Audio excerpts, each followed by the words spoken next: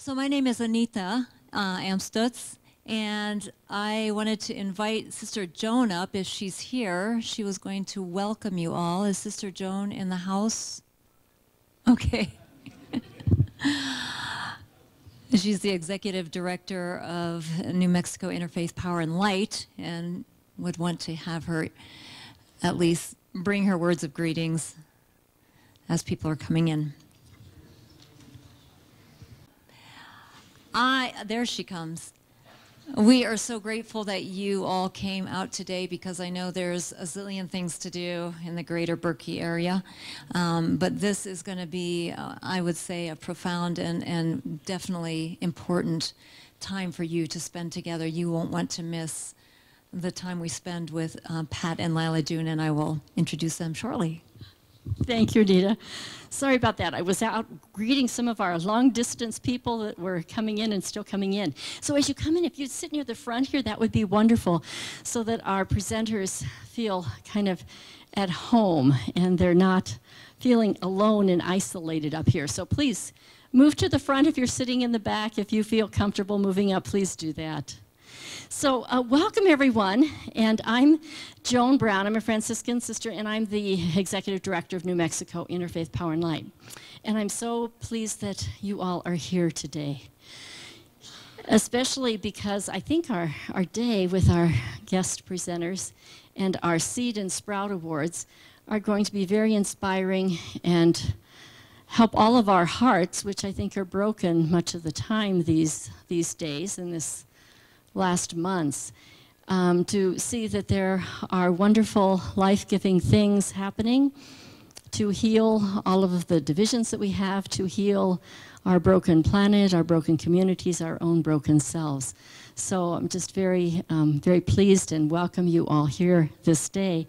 I have to say, it's been a little crazy for me, because not only have we had this coming up, but the work since last November has just multiplied dramatically on many fronts. And most days I can handle it, but I have to say yesterday I just had a little meltdown moment for a while. I thought, oh gosh, because just too many things happening. And a poem started coming to me, and I was hoping to write it this morning to share it with you today, but that didn't happen because too many agenda items. But there's a little song that did come to me that I would just like to welcome you with today before our speakers and presenters are here with us. But before I do that, I wanted to welcome one special guest that we have here. Bill Lyons is here in the back. Bill, if you'd like to just stand up, or I have a couple guests here actually. And Bill is the minister of the Southwest Conference of the United Church of Christ. Hope I got that. Is that the correct title? And so just very grateful for all of their support and all of the support of the many faith communities all over the state that, and the region, actually, who are getting more and more engaged in this care of creation and addressing climate change, because we really, really need it. And we'll talk more about that later. Also, I want to just also note that Reverend Susan Quas is here, and she is with the New Mexico Conference of Churches. So do you want to just do a hello? Some people may not know you in bright orange there. So thank you for being here. Thanks, everyone, for coming. So before I turn this over to Anita and our guests, I would like to just do this one little chant, which I think speaks of why we're here. We're here for the creation that we love, for the Creator, for the children, for future generations, for our ancestors who've gone before us, for our spiritual traditions, for our own selves. And we have much, much to give, and this is the moment. We have to be giving of our whole mind, body, hearts, and souls and spirits. So yesterday, this is the chant that came to me, and it's actually I learned it from some Sufis. And the words are, why have you come to earth? Do you remember? Why have you given birth? Why have you come? To love, to serve, and to remember. And I like to look at that remembering as remembering our whole long lineage of who we are, both in our blood families, our spiritual families, our land families, all the families that we come from, our animal families, the food families that we keep eating. And it's also about remembering, like putting back together, making us one and one member, which in these days we find so much divisiveness. So let me just sing this, and then if you'd like to join in, we can sing it together. It's not a real peppy chant, but we're going to be doing some peppier things later on because Eileen is going to be doing some music with us too, and we've had this wonderful, wonderful music with Somos Los Otros, and we're so grateful that they're here too. So this chant, and we're going to have a ceremony of prayer to begin with our presenters, but this is just kind of to focus us, okay? Why have you come to earth? Do you remember? Why have you taken birth? Why have you come? To love, to serve, to remember, to love, to serve, to remember. Why don't we sing it just once together? Why have you come to earth? Do you remember? Why have you taken birth? Why have you come? To love, to serve, to remember, to love, to serve, to remember. So thank you again for coming, and Anita and our guests, thank you as well. And we have ears ready to listen, hearts open. So Sister Joan is a tireless presence on behalf of climate justice and also peace and justice, and often so much of your work goes unnoticed, Sister Joan. So I just want to bring attention to that, and it's also good to hear you have meltdown moments too. It gives us all the ability to say, oh, we get permission too. So I have the great privilege and honor to welcome and to introduce both Lila June Johnston and her mother, Pat McCabe. I should probably have said it the other way around. Pat McCabe and her daughter, Lila June. I know Lila June, and I'll talk. I know her, though she didn't know me, and I'll talk briefly about that, how I got to know her. So, as we know, it's about how generations pass on the wisdom of an earth-honoring tradition or faith. And it's going to be something that we learn today, how they have actually done this in a very intentional way to live your values out and to pass those on, mother to daughter. And Grandma is not here today, although I heard she might have come, the elder, and that would have been 3 generations. That would have been very special too. But what we will see is it's not just about passing along physiological genetics, but a spiritual DNA that must be passed from generation to generation. And so you will show us what that looks like today, and we thank you. They are born into the matrilineal clan. I don't know what that is, and I hope that you will tell us when you introduce yourselves. But they are Dene by tradition, and both Pat and Lila June speak, sing, lead prayer ceremony, and act on behalf of the wisdom of the Creator and the ancient ones and their ancestors, who have breathed life into their own being and who have held the sacred earth and preserved it so that this generation can actually live on the planet without it being in utter collapse, even though we know that we are in a very dire time. And so it does take that kind of intention to hold it sacred and preserve it for generations to come. So Patricia McCabe lives in Taos. She's a Taoseño. And she's the co-founder and co-director with Spirit. And I love that you have that in there. This is from a biography she has done for Ghost Ranch, where she teaches, of Stand and Light Studio and Joy House, a school for on-learning. And although I didn't ask you about that, I know that both you and Lila June are very active in on-learning colonization, or on-learning the ongoing colonialism that we live under. And so I want to hear more. As a Dene Nation artist, writer, and activist, Patricia carries instruction and vision from indigenous ways of prayer into global restoration conversation, and she is committed to thriving lifeways, and I love that, thriving lifeways. It's very a powerful, just the sound of it. So Pat cares deeply about the next generations and education for youth.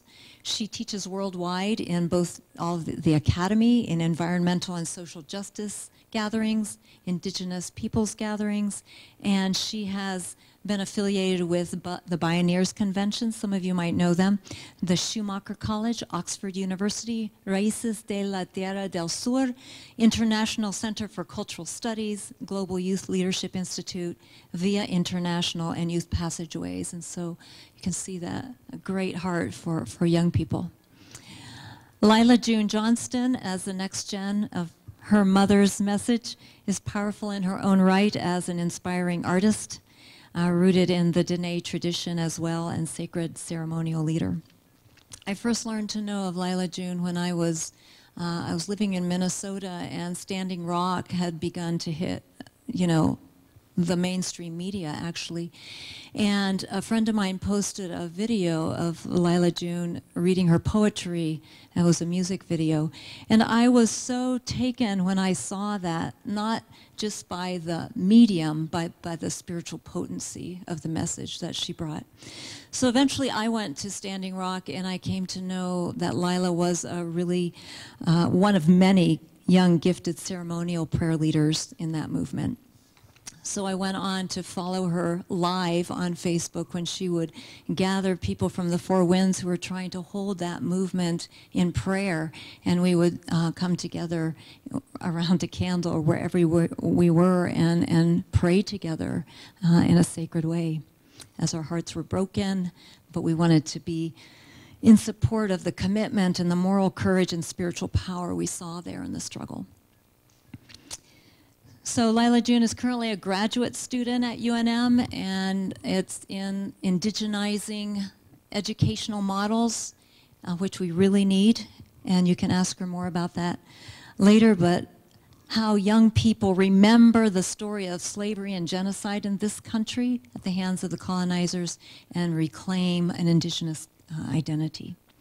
So no doubt Pat and Lila June will both be an ongoing voice for climate justice, traditional wisdom, and earth care and thriving life ways.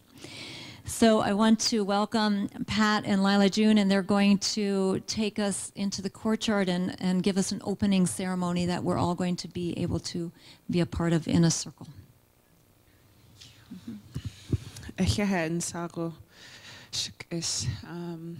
So yeah, yat benne shik edo shitne. She Lila June Yenishiero, Nanisht Ejitrachi Ninishlo, Hashkai Dine Bashishi Ashi Hedishero, Bilagana Edishanale, Taos New Mexico, Date Nasha, Beedil Dasan in the Sharan, Aquit Ego Dene Astan in the Shlo. I'm just greeting you all in the traditional manner and saying hello, and what I'm really saying is all the goodness of the cosmos to you, my kin, and my people. And I'm also introducing my clan, which I got from my mama, and she got it from hers, and so on and so on and so on. And my daughters and my sons will also have this clan that we pass down matrilineally. But yeah, we would like to start off today with a prayer. So we're actually going to walk out that door there into the courtyard and just get in a circle and pray for a little bit before we start. Won't be too long, but it's a good way to start.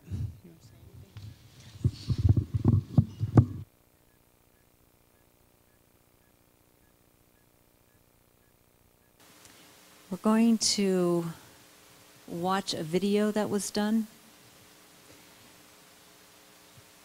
which will help you understand, I think, perhaps if you haven't already tracked what had happened at Standing Rock and the stand against the black snake, you'll have a chance to learn more.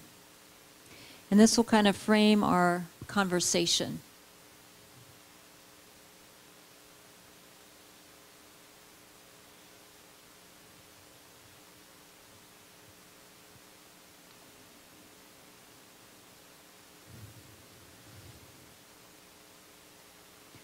So as they're getting set up, as you're finding your seats again, trying to get I wanted to read a statement by the videographer, or I think Peter Walker, was he like the person who, editor, okay, of this video that you will see.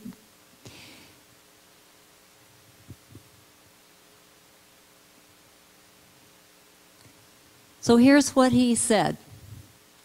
Let's take a moment to do the happy dance. In fact, let's take more than a moment. Let's rally together around what we want for all of our communities, our friends, our families, our children, students, elders, and for our landscapes that we all treasure so much. The happy dance. We all know that the forces of destruction are on the march. We see it every day. Every time we see or read a news bite, we feel that the world is mad, that everything we love is coming crashing down, and we can enter into a feeling of hopelessness. This film could have been about destruction, greed, violence, and nasty paramilitary private armies committing war crimes on peaceful protesters. As I was witnessing the events unfolding at Standing Rock, and as I attended events of solidarity here in Taos with our diverse population of peacemakers, and as I listened to hours and hours of live feeds, Facebook feeds from the families, from the front lines, and as my friends were there facing down water cannons, aerial spraying of chemicals, infiltrators from special operatives and horrible arrest scenarios, I realized something. This moment that we call Standing Rock was about prayer. Praying for what we want, standing strong and tall in the face of the worst kind of adversity, and coming together with a shared desire to protect our water in prayer. Prayer is not meek. It is not weak. Prayer and solidarity is 1,000 times more powerful than any water cannon, any rubber bullet, or military aggression. Yes, those forces can destroy life in a moment, but prayer and peaceful gatherings of people across the globe are the force that can never be defeated, because there is a spirit of life and deep vitality driving it. As I edited this short film and collaborated with Lila on her wonderful narration, I kept the focus on the positive outcomes when we rally together, when we express love and happiness together, when we say what we want rather than focusing on what we don't want. What do we all want? Clean water, friends to laugh with, a treasured environment for our children to grow up, and a world of respect, compassion, and fairness. The title for this film is An Ode to Standing Rock. An Ode to Standing Rock. It is a message of solidarity to let all the water protectors who risk their lives know that yes, the world heard you, and we stand with you, and we will always stand for clean water and prayers for the 7th generation. So yes, let's all continue to do the happy dance for all that we can accomplish together and in prayer. And thank you all for coming to this amazing event. Sincerely, Peter Walker, a Tauseño with freedom on his mind and in his heart.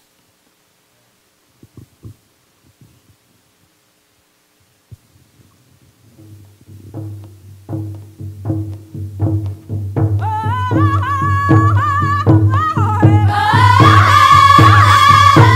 hey,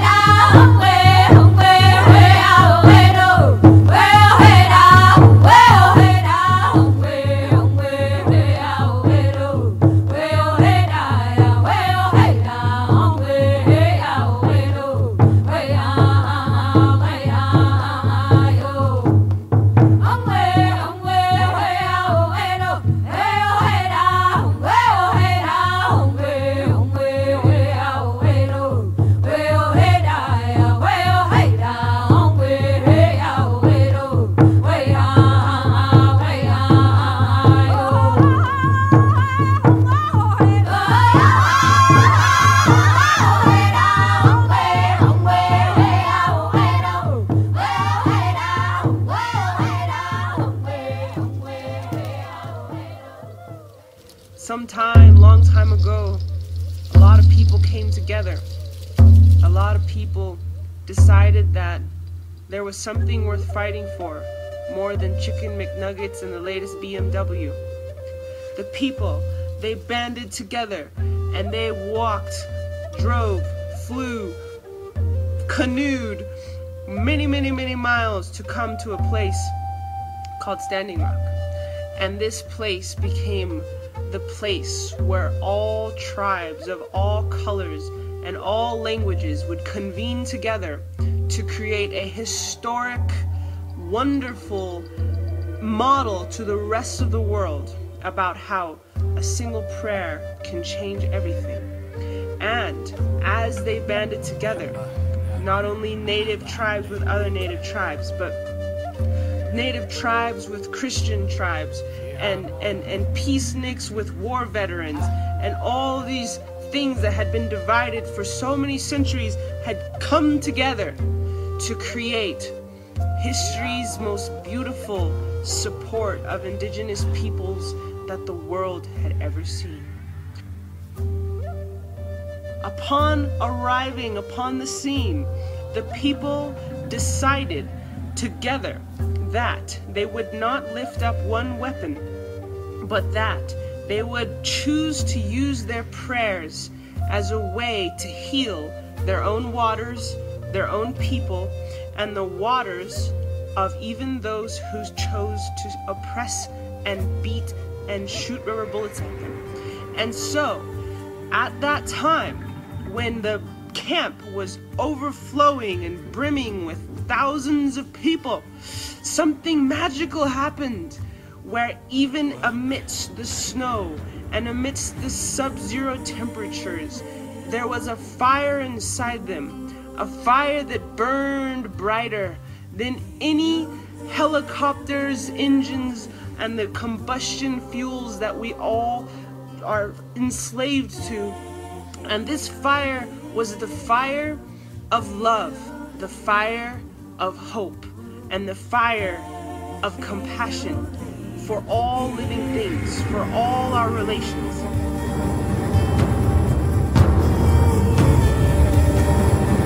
At this time, there was a group that some people called the United States government.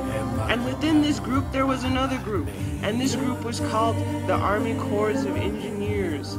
And this group decided one day that they would side with those who sought to protect the water. And they issued a statement which said, "Hello everyone, we are not going to grant the permit for this easement, which would allow this company, Energy Transfer Partners, to drill underneath the Missouri River." And everyone shouted with glee, and everyone was like, "Woo!"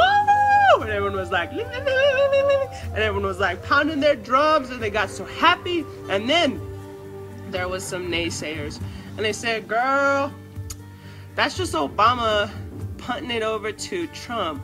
And as soon as Trump comes into office, he's just gonna let everything go through, and everything's gonna go back, and we can't celebrate just yet." And some people were like, "Yeah, maybe that's so, but we still have to celebrate this victory because the federal government just sided with indigenous peoples, so just let us be doing our happy dance for a sec." And then some other folks were like, "Girl, Energy Transfer Partners don't give a beep if they got a permit or not. They're gonna drill and they're gonna accept the fines, and every day that they drill, they're gonna get fined $50K, and they don't care because they have too many investors involved in this, and they're just gonna drill anyways." And then there was other people who said, "True, it is possible that Energy Transfer Partners might just drill anyways. However, nonetheless, wherefore, henceforth, and nevertheless, hence whereafter, you have to consider the fact that we have still won a victory." These leaders, indigenous peoples, David Archambault and Cheryl Angel and Happy American Horse and other various leaders have created a blueprint which the world can follow, which says that we do not need to lift a weapon or an arm to change the world. Furthermore, our deepest strength comes from praying for mitakoe o yasin. That doesn't mean some of my relations. That doesn't mean, oh, them, and them. That means all my relations. And the victory came when the people showed the world that we can actually create a massive change when we adhere to the principles of nonviolence, when we adhere to the principle of forgiveness, and when we adhere to the principle of prayer, to say that our greatest strength comes from stepping out into the darkness against all odds and saying, you know what, I'm gonna try anyways. That this is a model to the rest of us, that no matter where we are, if we are motivated by prayer, if we are motivated by kindness, if we are motivated by the audacity to try against all odds, that we might just create a worldwide movement. And the world has come together to put their stake in the ground and say, yes, we love our planet, we love the water, and we believe in creating some sort of solution to the centuries-long issue of the oppression of indigenous peoples of Turtle Island. This, my friends, is a victory. And this, my friends, is the first step to many more victories that we will have in the coming years and in the coming decades to create the healing that indigenous peoples have needed for so many generations. My deep, deep prayers of gratitude to all of you, and also to the leaders of the Hunkpapa Nation, the descendants of Sitting Bull, who was a man of peace himself, and for showing us what we together can do if we hold on to our prayer. This Standing Rock issue is not just about Standing Rock. It's about every tribe across the world and throughout time. This is about vindicating what happened to the indigenous tribes of Europe when the Roman expansion mowed over them like blades of grass. This is about vindicating what happened to the tribes of Africa who were enslaved and oppressed and taken over during the expansion of the European empires. This is about helping the world come to justice once again, to help the world see that no, it is not okay to overpower another culture's land, which that should have been theirs a long time ago. So thank all of you for being a part of this beautiful and historic movement. And yes, we have some work to do, but let's just take a moment to do the happy dance.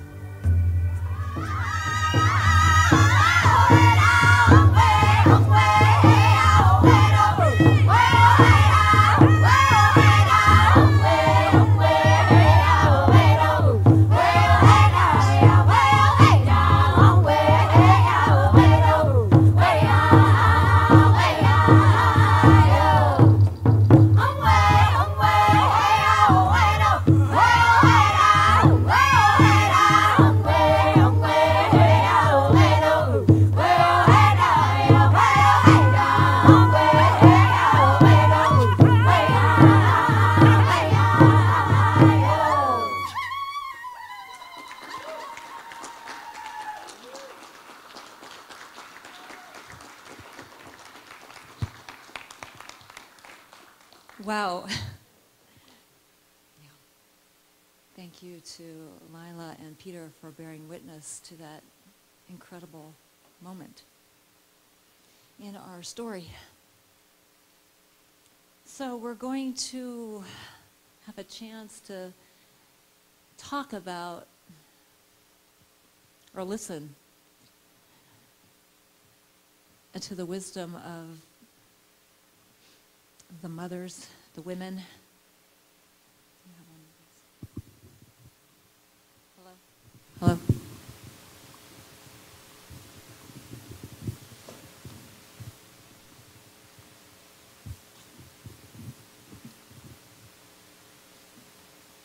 Wow, those lights are really bright. Do you guys feel like a movie star?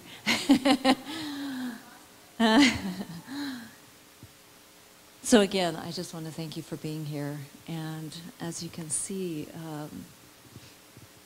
the work that Indigenous People Rising is happening around the world today, and we must stand together. It is our time.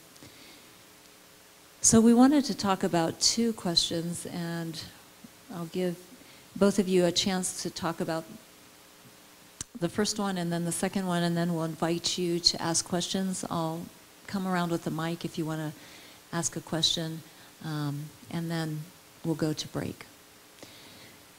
So the first question has to do with this generational transmission of earth care, of traditional ways, of traditional life ways, of what is sacred and ceremony. And so I wanted to give you a chance to speak to that for a few minutes, Pat, and then Lila, and then you'll have a chance to kind of throw it back and forth between you, mother and daughter. So how did you get Lila June on the path? Especially after I had no idea. I mean, it's to be assumed these days that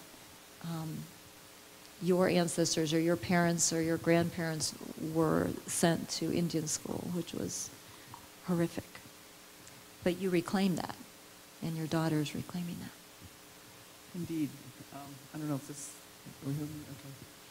Well, first of all, I want to say that I have no ability to make Lila June do anything. Yeah, I believe that. She's tried. And I know that because I've tried from birth. And so, you know, it's true, I think, what we hear all the time, which is that it's not what we say, it's what we do. As I watch my daughter, I feel like I'm observing certain things about her. People come up to me all the time and they say, "Oh, you must be so proud of Lila." And on one level, I say, yes, I am, of course. But mostly what my answer is, I said, I just don't know how to say that about being proud of her. It's like being proud of a mountain, or proud of a rainbow, or proud of some kind of glorious waterfall.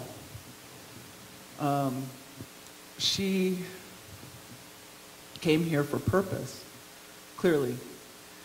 And she is a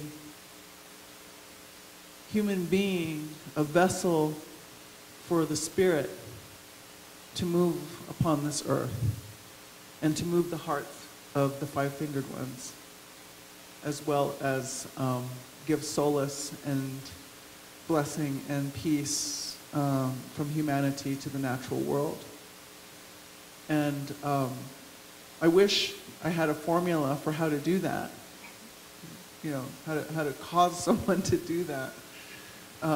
But I really don't. But what Lila has reflected back to me is this. She says, you took some bold steps in our life, Mom, and some of them created great upheaval, huge upheaval in our lives, in our world. It was difficult transitions. And for my part, I felt like I was just saving myself. Really, I was in a very deep survival mode from a very traumatic past. Both my personal history, but also my people's history. A lot of what I was moving out of was the effects of attempted genocide. Now, it took me a long time to be able to frame it that way, especially in a world that is so obsessed with pop psychology. I could have talked about syndrome after syndrome after syndrome after syndrome, but in fact, I had another lens that was given to me to see this as taking this step out of attempted genocide. How do I live my life as, as a being outside of trauma. And I think really this is a question for humanity at this moment. I think we're a traumatized species. And we've been in trauma for a few generations. So that was what was on my mind. But my daughter has said to me, you know, and this is, and I say the same thing to my mom, you know, how much smarter they get the older we get. But she has said, you know, you provided a model of something. And so I think for me, that was it. It was being truest to myself, by being as true as I could be to myself and not abandoning myself. You know, my daughter says to me, that was a model for me, to not abandon myself. I said, you know, I was also adopted into the Lakota spiritual way of life, and I'll be forever grateful for that. And so I urged my daughter to come with me to participate in the ceremonies that way, and she took to it. I have 4 other children, and they didn't all take to it, and I respect that. But my daughter really did, and so we became partners. It's hard to describe the depth of the bonding that takes place in some of these ceremonies. And that's something that I will treasure forever, to have that. Now, this is a little bit maybe edgy and stepping outside of what we might predict a Native woman would say, but I feel like I have received a spiritual message which said to me that we have waited many lifetimes to be here as this, to be doing this work together now. It's been aligning in the stars for a long time. And so what an incredible opportunity, what an incredible blessing and source of inspiration. So for me, to travel this road in this service to Spirit, in this service to the Mother Earth, in service to the honor of being human being, is just tremendous for me. And so I feel like we're constantly, oddly, when we get together, we don't always talk about our work. People always assume I know that Lila was just seeing the Pope in Rome, or she was just, you know, and I'm like, really? Is that where she was? And I don't always know. So our relationship isn't built like that. It's we get together and we laugh a lot, and we joke and we play, and then we go back out and do what we came here to do, you know. And that's what I know to say about it at the moment.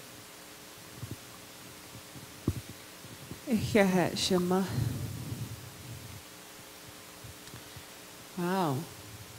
Well, I think that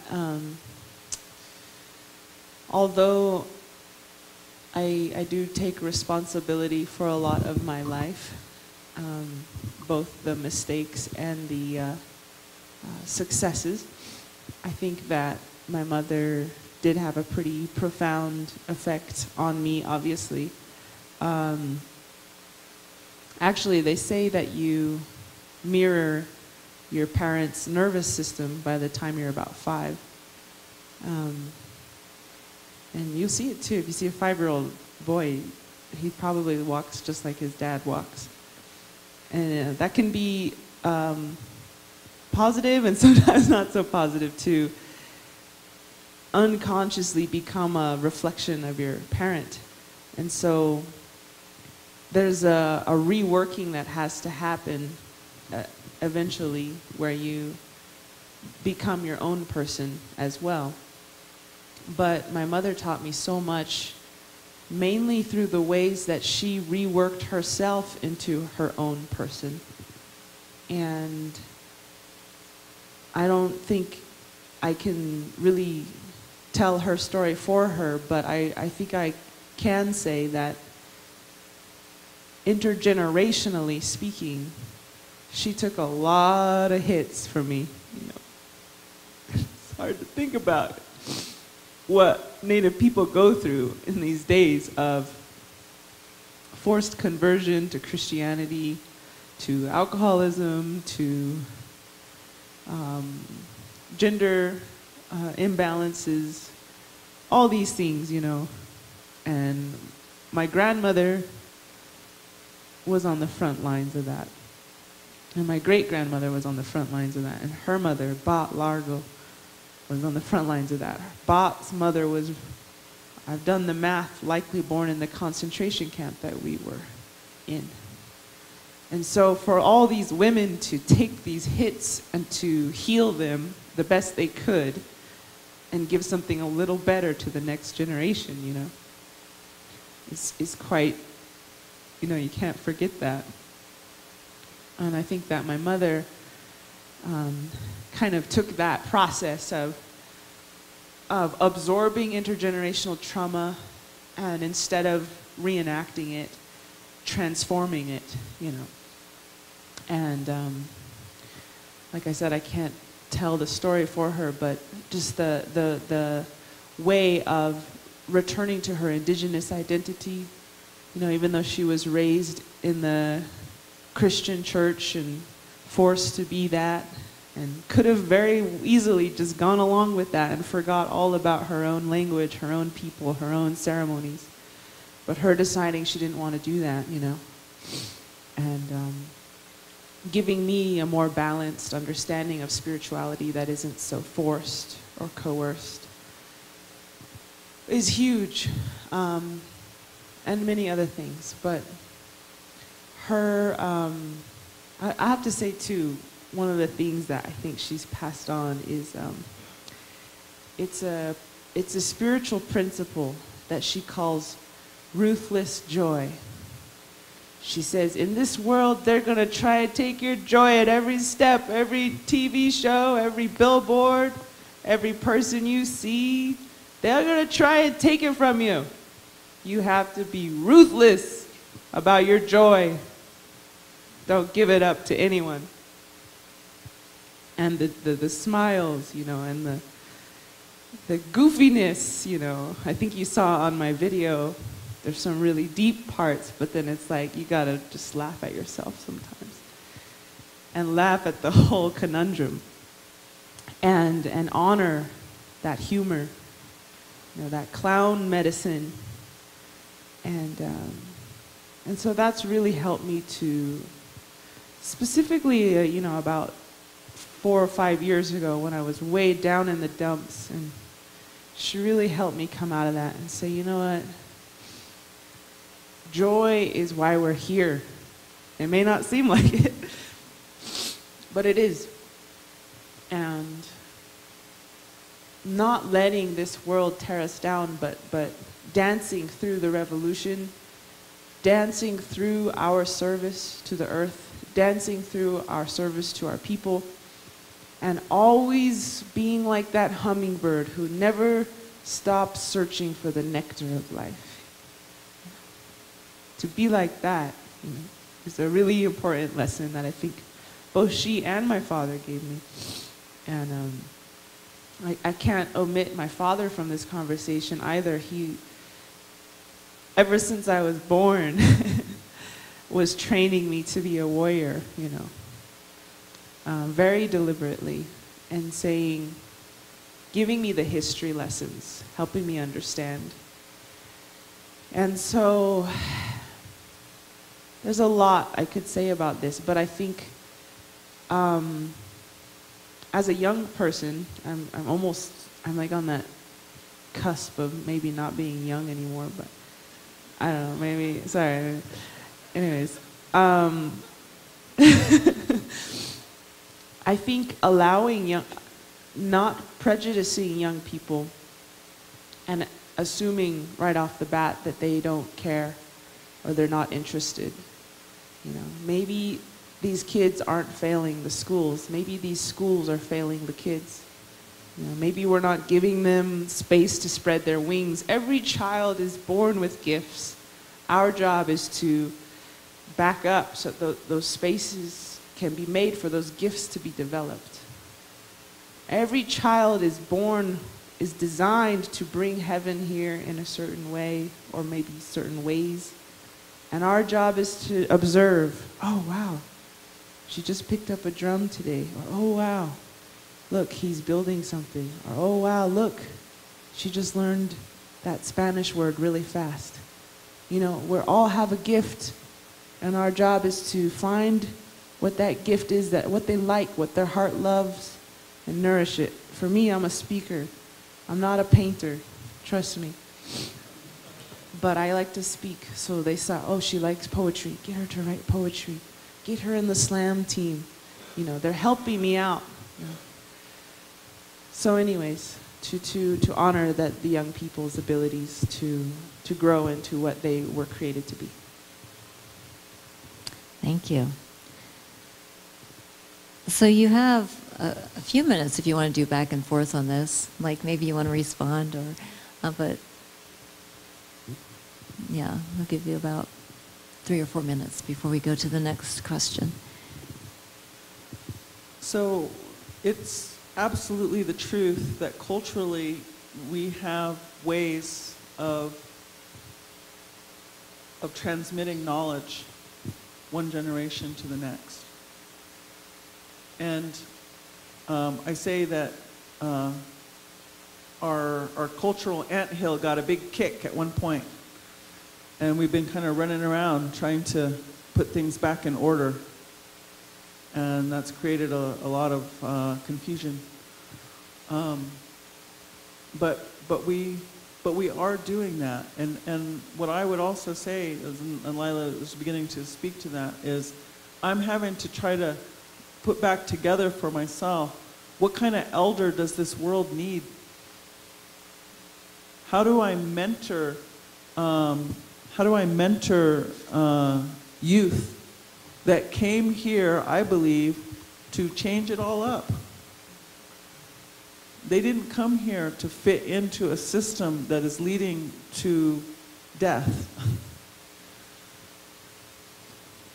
I believe Creator, as Lila says in one of her songs, is sending his very best warriors, and they're coming in as these young children. So that would be a prayer request I send out for all of us together, is to ask, what kind of elder do we need to be now to help usher in the new that Creator is sending through these generations that are coming in right now? How do I do that? And you know, one small thing is that Lila's getting her master's degree over here at UNM. My father also went to UNM. So Lila got her undergraduate degree at Stanford and then went to graduate school here. And my dad did it the other way around. He got his undergrad here and went to Stanford to get his graduate degree. But they were both in education. And I noticed that they both come home saying opposite. 180 degrees opposite from each other. I'm just fascinated watching this, right? But what I know is that, you know, because my dad's way of thinking about it, you know, and this is my interpretation, is he said, you know, what we need to do is beat these guys at their own game, meaning native people in modern world system. We got to beat these guys at their own game. And Lila's coming home saying, why are we even playing that game? That's a ridiculous game for everybody, not just us. It's a problem for a lot of people, right? And so, you know, what I've said to Lila about that is I said, yeah, but, you know, if your grandfather hadn't done his part, I don't think you would be being received with what you're bringing now. But it's all part of a natural evolution. So I say, you know, in my dad's generation, he had to prove we were human. He had to prove that we had intelligence. He had to prove that he could be facile and articulate and brilliant in a language that he wasn't surrounded by when he was young. And once that was established, well, it's still being established, but once that came forward, now these principles, which we'll talk about in this next segment, I think, can be accepted in modern world. And so then here comes the next generation. So I've seen my dad like down in this hole that he got put in, and then he did everything in his power to get me up to where I could stand on his shoulders, and I can see out of this hole, you know. And then I feel like my kids, my daughter, you know, I did what I could to get her to stand up on my shoulders, and I see her walking out of that hole. And that's how I see this next generation. But we can't tell them about life in the hole. They're here to do something else.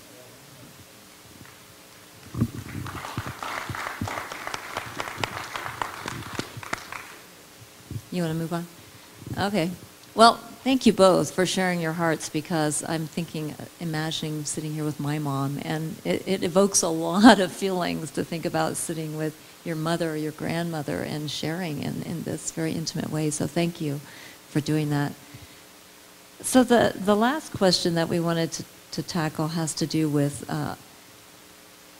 we can't get to where we're going with you know, in terms of how the next generation is going to live in harmony with the earth, with the methods that are in place now. And maybe you want to reframe the question, but what are ways that indigenous ways of being, or life-giving ways, of life-affirming ways that you see in your traditions that are being offered to us now to solve the problems that we can't solve with the mindset we have now? We think that somehow science and technology and everything is going to solve it. We're in a hole. We're in a hole. So again, I'll give you each about 7 minutes, and then if you want to do some back and forth. It's funny because I work at a nonprofit that is tirelessly trying to solarize New Mexico. And I understand why we're doing it, and that it's sort of the immediate Band-Aid for our situation. But I can't help but notice that solar power doesn't really change the system.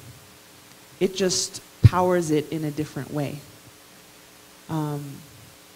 And that, furthermore, to craft a solar panel still requires the mining of minerals, the manipulation of the earth, the recreation of what the earth naturally gives us.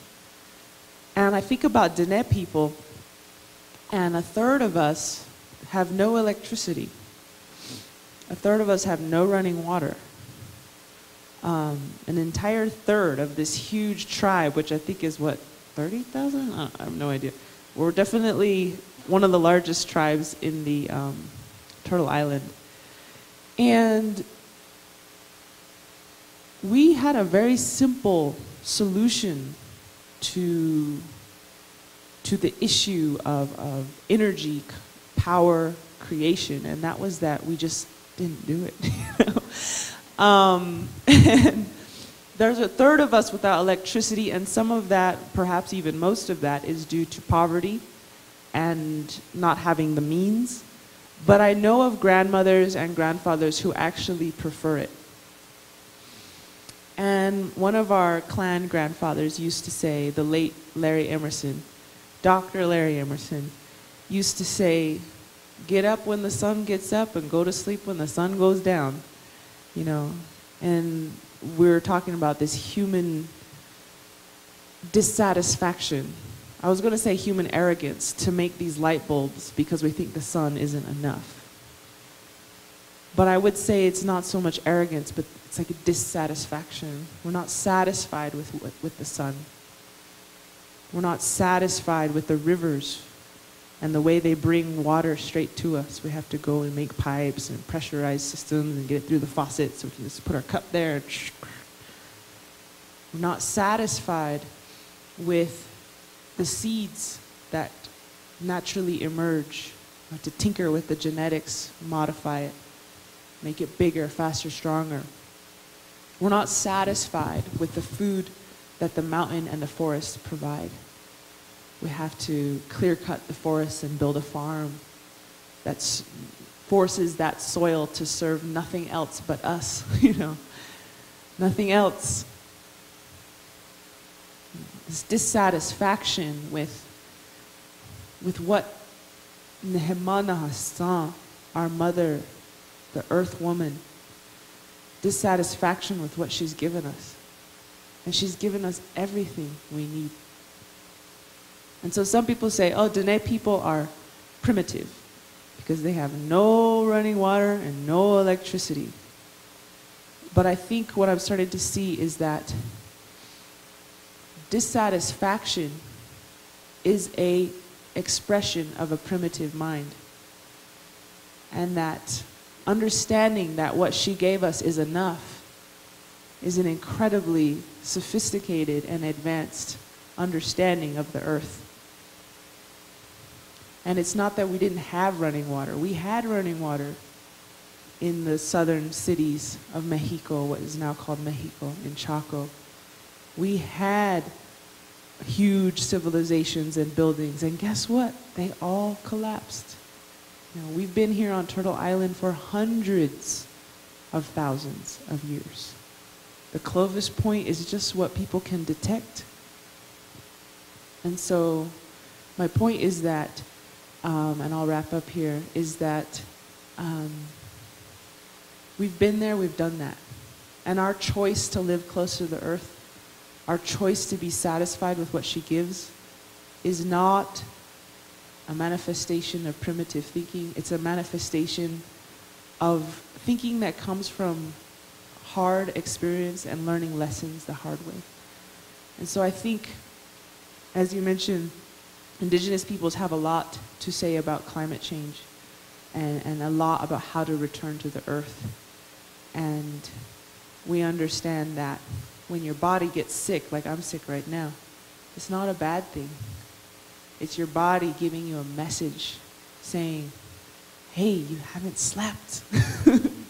Or, hey, you need to drink more water. And so this climate change, this illness of the earth is not a bad thing. It's a messenger telling us that we're not in balance and that we have work to do to get into balance. This is just a messenger. And so it's helping us return home.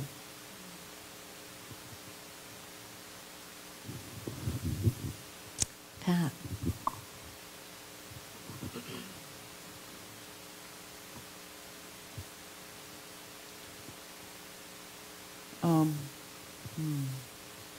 There's rivers of things floating by, and so I'm trying to figure out where to dive in. I guess maybe I'll start with this. You know, I teach at Schumacher College in England, and I've been really, really enjoying that. It's an amazing, and yet another full circle event of the scholars in England asking an indigenous woman to come and teach a course called Becoming Indigenous. And I love it. I love it. And we're really doing some beautiful work there. But at one point I was asked to speak at an event they were having, and I was walking up to the microphone, because I'm always praying, you know, let me just be the hollow bone. And so I was walking, I'm like, okay, you can start telling me what I might say any minute now, any second now, and I got all the way to the microphone. And what ended up coming out of my mouth, it's oftentimes a surprise to me, was as I started saying, you know, if your science says, if the premise of your science says that it is possible for a human being to know everything that there is to know, your science comes out in a certain way. But if your science starts out with the premise of saying there is much that we will never know, and so in the Lakota way, there's a reference to the great mystery. We just say there's a sacred motion, takuashkan shkan shkan. And so it's right away acknowledging there ain't no way you're going to know everything. It's beyond you. It is beyond you to know, right? And so the science that arises out of that place is very, very different. There's a humility factor involved.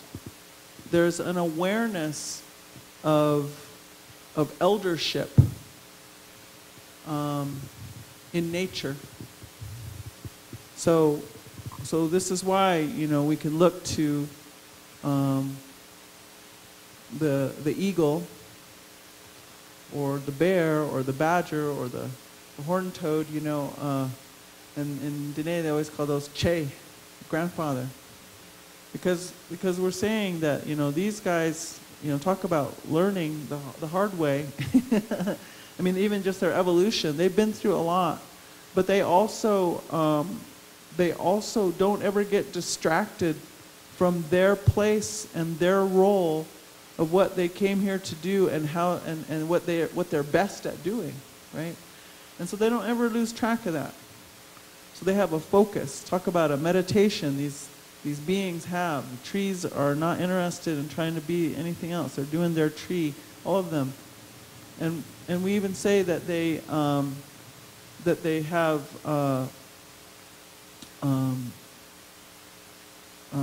you know, all of them together create the whole, right? So there's a place for us that we get to be in this life.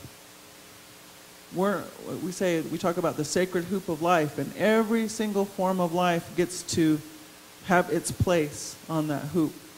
And every single creature, I guess we could say it comes down to this.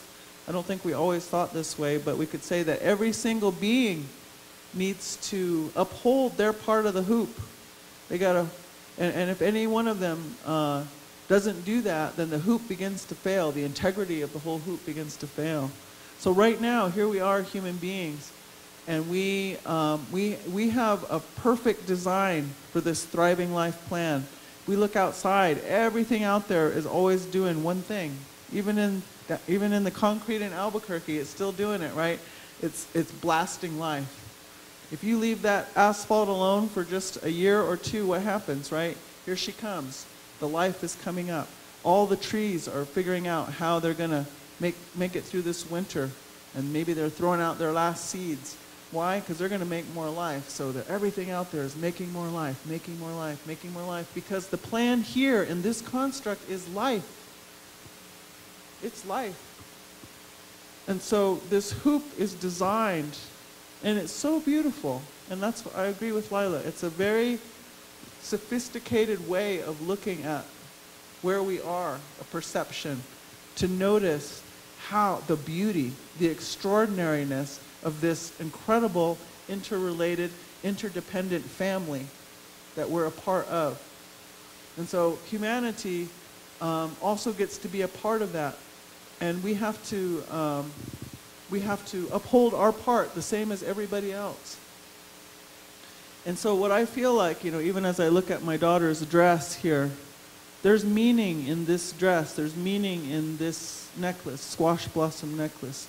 So this is what I would call high culture, high functioning societies spend a lot of their time doing.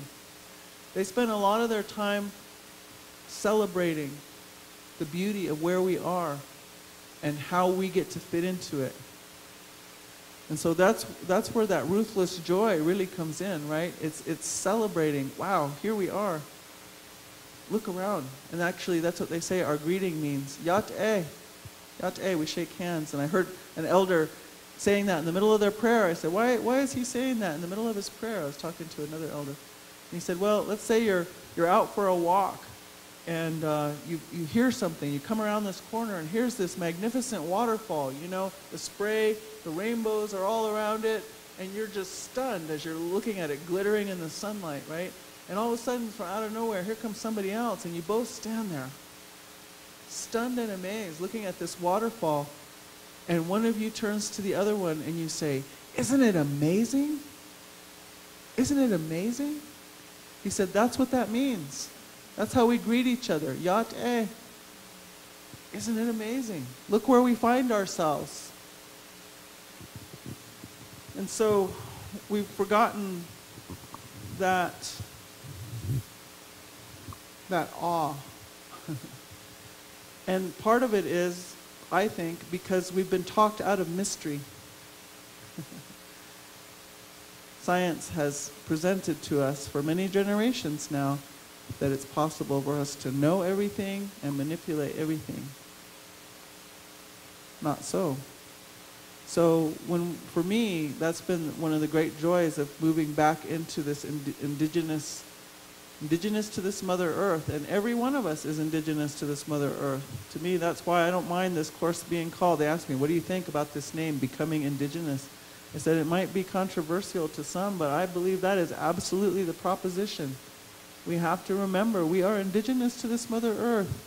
Whether we think we're going to go on to a heaven or wherever we think we're going, you know, Creator made this beautiful place, and it deserves our respect. And not only that, but it's a joy. That's the part. It's not an obligation. We can easily, we're designed, I believe, to move out of that sense of obligation and step fully into beauty and joy about where we are. And the fact that we have this heart. Creator says to me, when my heart hurts, I gave you that heart. I gave you that heart. So to be given this heart to encounter one another. We have endless ways of distracting ourselves around beauty. We don't have to distract ourselves around ways that forget that life is at the center and that create destruction. I love that I asked you about solutions for that, the desperation that we're in ecologically, and you give me balance and humility and the eldership of nature, you know, that we are called to a way of being, really, not just solutions. I mean, that's a whole way for Anglos, you know, Europeans who came here, it's like, it's just not a way to think. And so, yeah, thank you. I am going to go down, and if you have any questions, I'll open it up. But if you have any final thoughts with this, but I think you wrapped it up. But think about your questions. We have a few minutes.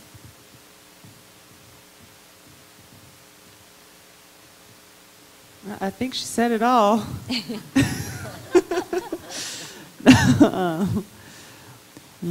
Mom gets the last word. Yeah, I think we moved to questions. Okay.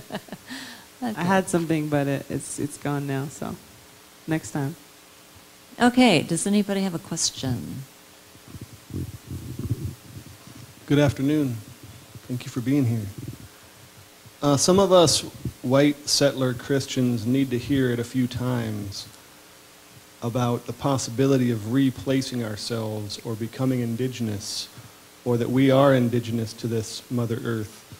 I know in Taos we do a lot of work of indigenous and settler relations and reconciliation. I guess I just want to try to reinforce for those of us who have been displaced, who have come to a new location, is there permission or a guidance from you who represent indigenous traditions to settle in, to learn to be satisfied with what our regions give us, and to be in alliance with? Under what conditions might we dare to think of being in alliance with Native peoples?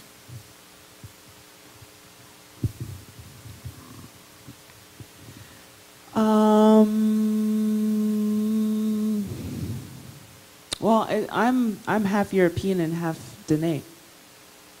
So I'm like, in our language, Bilagana means the ones we fight with. It's a word for European, but that's a very new word. It's the first time in our nation's history that we failed to see that this tribe was going to be adopted into our tribe as a clan. There's just too much trauma. So anyways, when I introduce my clans, I'm saying I'm the one I fight with. You know, how do you fight with yourself? How do you live that schizophrenic existence of disliking your own self? So I thought about this a lot, and I think that you have to strike a balance between not shutting out European Americans from this sacred hoop of life, or this sacred dance of life. Not doing that, and at the same time, helping European Americans understand the injustices that we not only experience, but that our entire social institutions represent.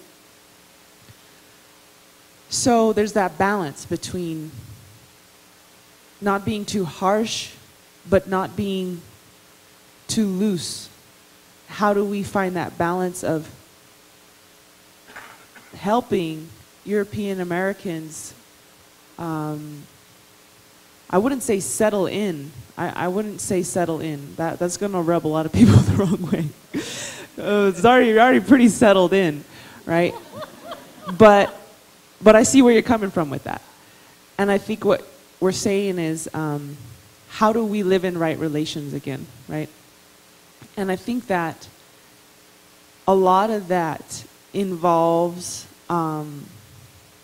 supporting indigenous peoples in ways that they want to be supported. So there's no one answer for this. It's tribe by tribe, people by people, generation by generation, location by location. The people need to lead. There's what Paulo Freire says, a false charity, where we try to lead the oppressed people out of their oppression. But to lead the oppressed people out of their oppression doesn't honor their own creative power, their own ability to lead themselves out of oppression. So honoring what the tribe wants to do with their lives and fueling that in the way they want you to fuel it. For me personally, I would say let's get some land back to the people, because the people know how to take care of the land. And if you let us back into our homelands, we will take care of it and we will help it thrive. And to, instead of teach us permaculture and teach us calculus, come and learn from us how to take care of the land. Come as a humble student and help those people who are keeping these knowledge bases alive. Another thing I'd say is ask the women. Let the women speak. Oftentimes in groups, the men speak the majority of the time, or they speak first. Work to help the women speak first. And when you go to the tribes to ask them, how can I help? Go to the mothers. That's our traditional protocol. They are the leaders. So help the women's voices. Follow the women's voices. But for me as a Dene woman, for my specific tribe, my specific generation, my specific location, I would say do everything you can to help our languages not go extinct, whether that's helping me create a school where I can teach my people my language. I would say help us have land that I can tend to so I could show the whole world different ways to tend to the land. And help me simply find a place where I could be what I am, you know. Because I can't be who I am at UNM. I can't be who I am on Juan Tabo in Montgomery. You know, I can't be who I am in these contexts. I need a place to be. Yeah. Thank you. Another question.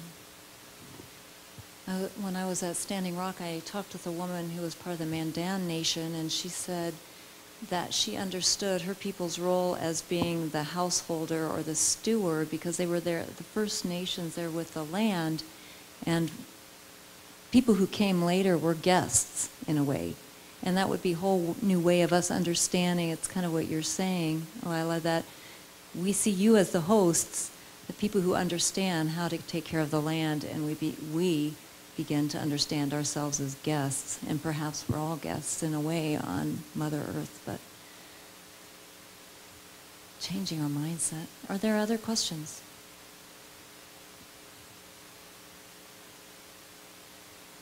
Okay. Thank you for the wisdom that you have been sharing with us, and I also appreciate your word about showing the young people to cultivate their gifts. And I think as elders, that's a very powerful thing that, that the older community can do, is help the young people find their gifts because they come with resources. But also there's current issues of water abuse in the city of Albuquerque. And I'm wondering, do you have a suggestion on first step in strategy of meeting the challenge of somebody abusing the water, let's say, and for us to meet it in a benevolent way, but also a proactive way to accomplish some protection for the local waters? Thank you.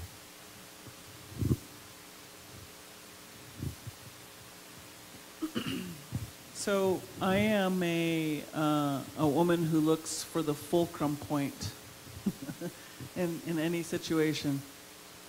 And for me, that fulcrum point tends to go back into the beingness again.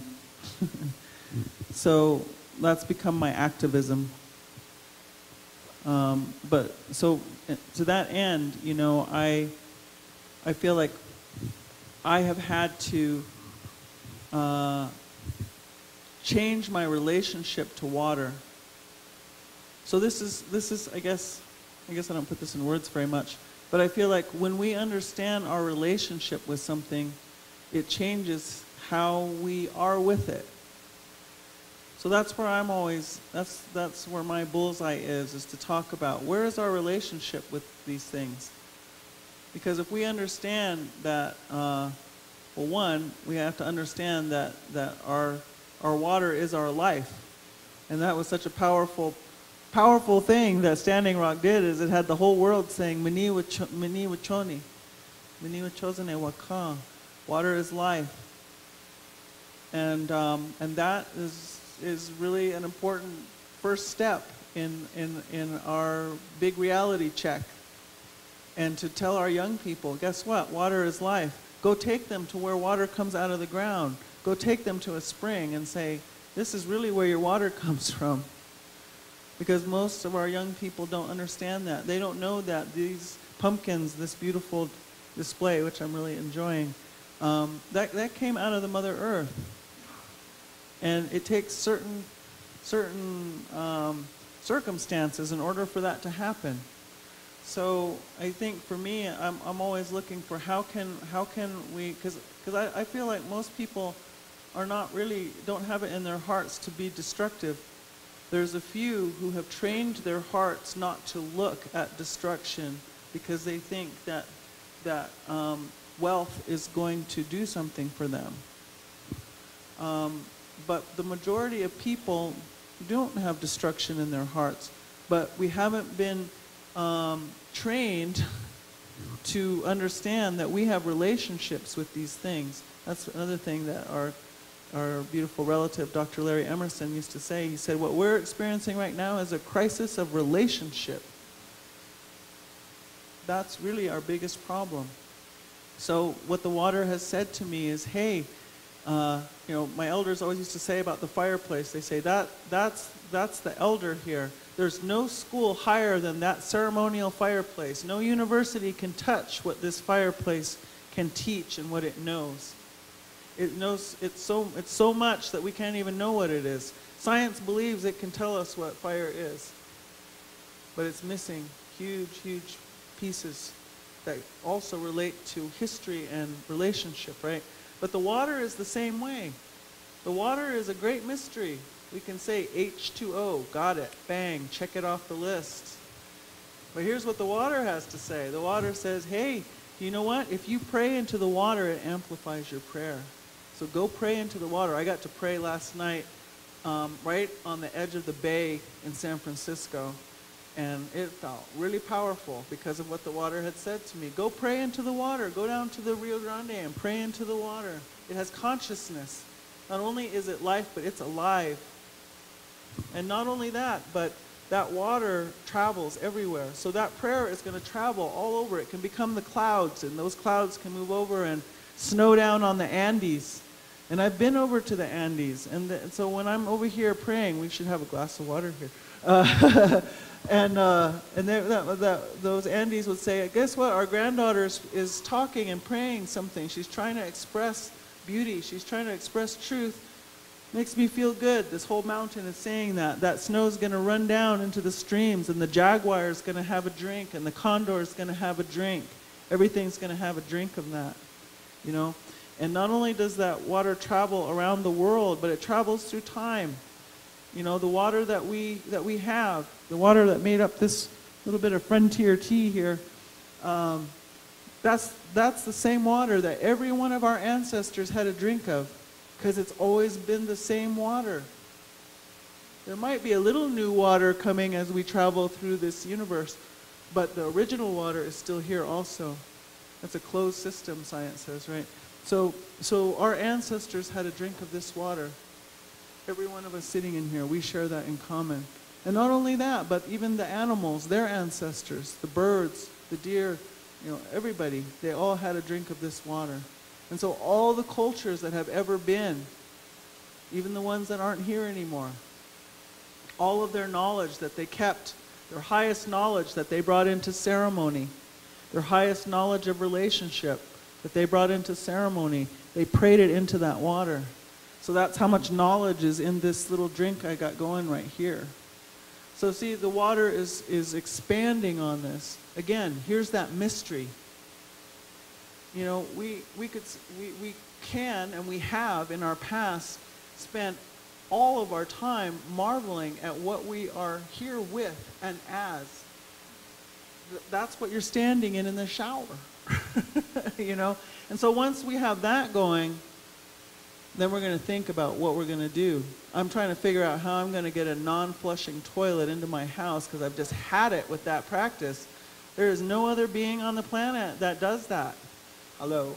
So I'm like, how can I do this? So because my relationship is changing and that level of commitment is coming, or even though I live in the middle of town, I'm like, I got to get an outhouse out here. Or I got to do something because I can't keep doing this.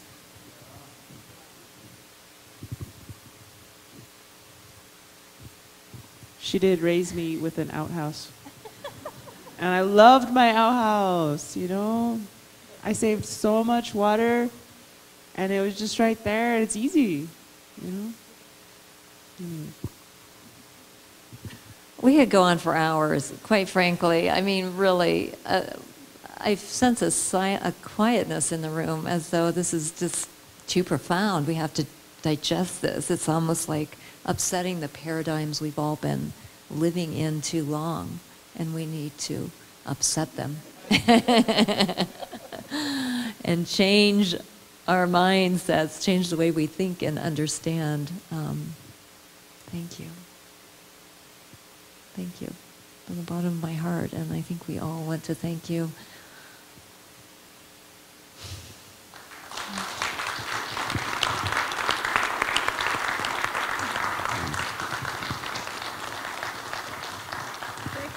Thank you, everybody, for coming today. Yeah, thank you for coming.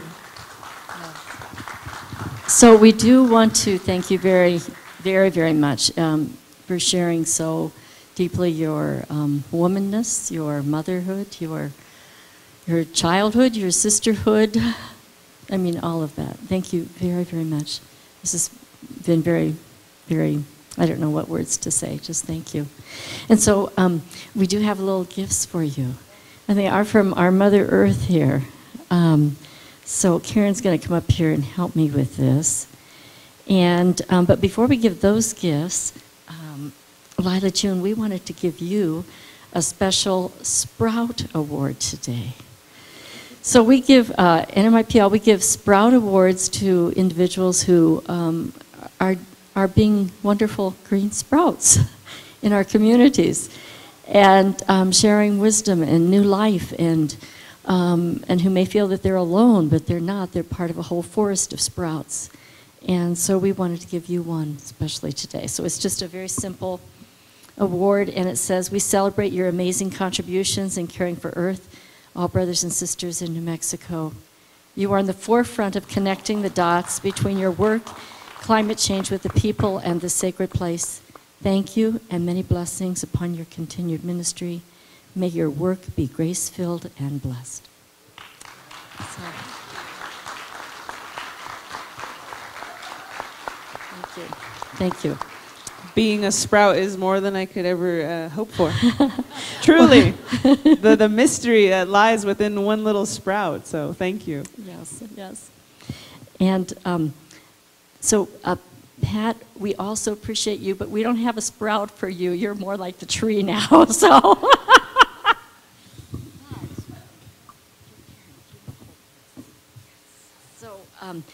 We have for you, we're giving you a little gift in this, but we wanted to give you something from our Mother Earth. And so actually this is all from our garden in where I grew it. And there are some canned apricot grape jam jelly, there's some homemade salsa and some apricots, and then eggplants, peppers, greens, herbs. And so thank you very much. Thank you so much. And Lila June, we have a basket for you too. That's all very similar things for you to share with your family, with your community. And in great gratitude to Mother Earth, who feeds all of us, and for your wisdom. So thank you.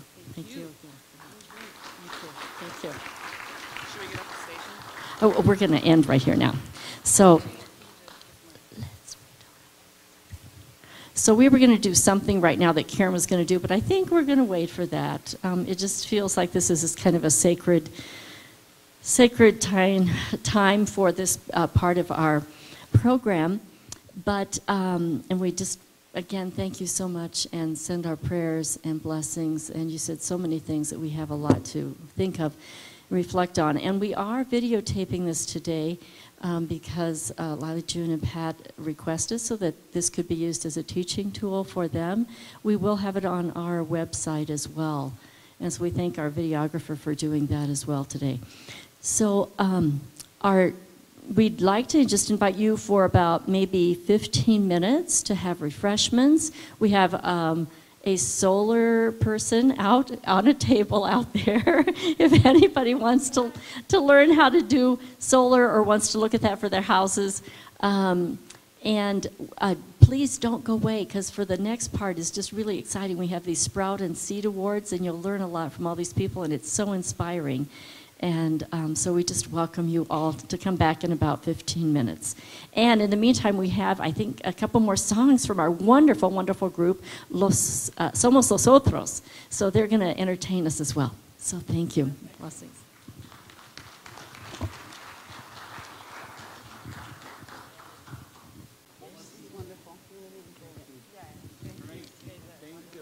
Thank you. I just have to give you a hug.